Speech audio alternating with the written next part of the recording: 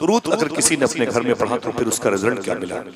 एक आशिक है, गरीब है, उसका कारोबार बहुत छोटा सा है, कपड़ों का कारोबार करता है, छोटा सा कारोबार कपड़े का, लेकिन उसके अंदर एक सिफत है, खूबी है। वो क्या? जब वो कपड़ा अपने सर पे गट्ठर लेके चलता था तो दुरूद पढ़ते हुए जाता था।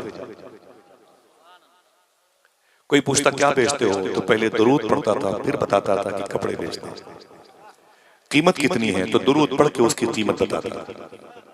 जब पैसों का लेन देन होता, दुरूद पढ़ के होता। कपड़े को तय करता, समेटता तो दुरूद पढ़ करके, वापस घर आता तो दुरूद पढ़ते वापस आता। सोने से पहले बिस्तर पर हुजूर को याद करके सोता था, दुरूद पढ़ के सोता था। उठने के बाद वजू करके हुजूर पर दुरूद पढ़ता था। ऐसे ही माहों साल महीने शब गुजरते रहे। वो कहता है कि एक दिन मैं अपने घर में सो रहा था, दुरूद पढ़ के सोया तो मेरे ख्वाब में हुजूर तशरीफ लाए। जरा सिर्फ इतना मुझे बता दें कि हुजूर आ सकते हैं कि नहीं? जिसका अकीदा है जरा जोर से बोले, आ सकते हैं कि नहीं? आ सकते हैं। तभी तो आपने दुआ मांगी है, सुना है आप हर आशिक के घर तशरीफ लाते हैं। मेरे घर में भी हो जाए चरागा, ऊंची बोले, मेरे भी घर में हो जाए चरागा या रसूल अल्लाह। लेकिन अफसोस ये है कि हम मोबाइल के सहारे से सोते हैं। रात के 1 बजे बीवी के कमरे से, बहू के कमरे से, बेटे के कमरे से, बेटियों के कमरे से गाने बजाने की आवाज आती है। बाप ने मस्जिद में दुआ मांगी है, सुना है आप हर आशिक के घर तशरीफ लाते हैं। मेरे भी घर में हो जाए चरागा या रसूल अल्लाह। हुजूर अपनी उम्मत के घरों में आना चाहते हैं, लेकिन दरवाजे हमने खुद बंद कर रखे।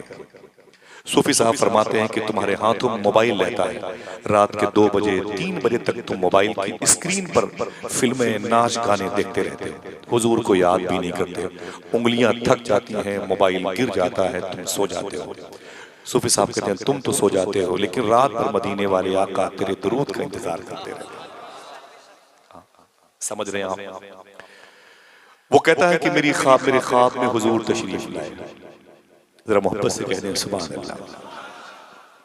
बगैर देखे दुरूद पढ़ता था, अब तो देख लिया तो खामोश कैसे रहे। कहता है अब देखा तो हुजूर को तो दुरूद याद आ गया। हुजूर की पेशानी देखी, हुजूर के लब देखे, हुजूर के रुखसार देखे, हुजूर का ज़क़न मुबारक, हुजूर की चश्मे नूर देखी, समात नूर देखी, जुल्फ़े अख्तर देखी। सुभान अल्लाह। तेरा हुस्न मेरी निगाह में बखुदा खुदा की किताब है, तेरी बंदगी तो अलग रही, तुझे देखना भी सवाब है। वो कहता है हुजूर को देखा तो मैं दंग रह गया, मैं दुरूद पढ़ने लगा।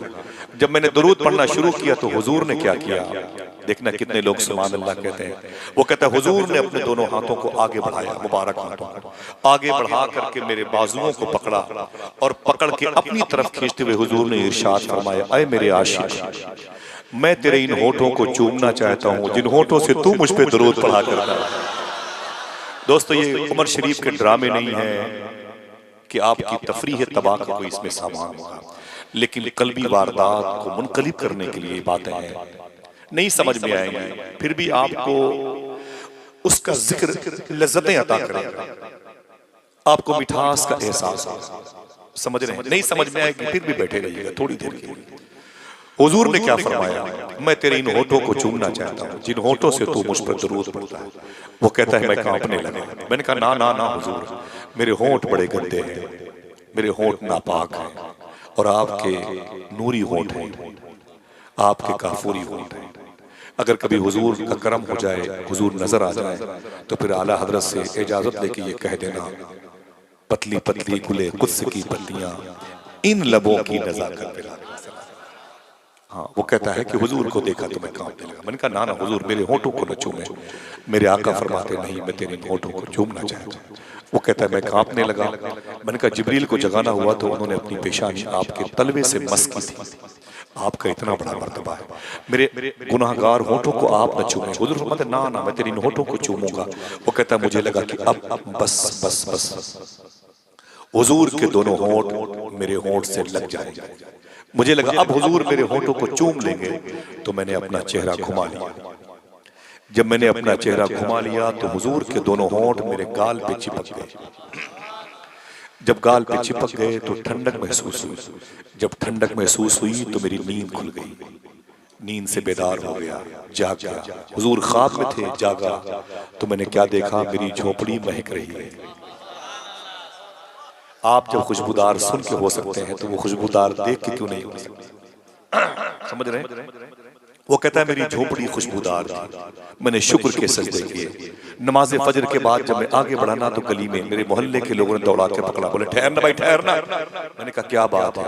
लोगों ने कहा जरा ये बता, गरीब इंसान, तेरे घर में खाने के लिए रोटियां नहीं है, पहनने के लिए कपड़े नहीं है, रहने के लिए मकान नहीं है, इतना कीमती इत्र तूने कहां से लगा लिया?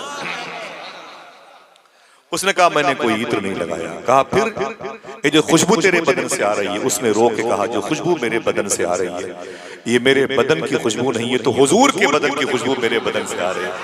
कहा तुझे कैसे मिल गई? कहा दरूद पढ़ने की वजह से। क्या दिक्कत होती है आपको दरूद पढ़ने में?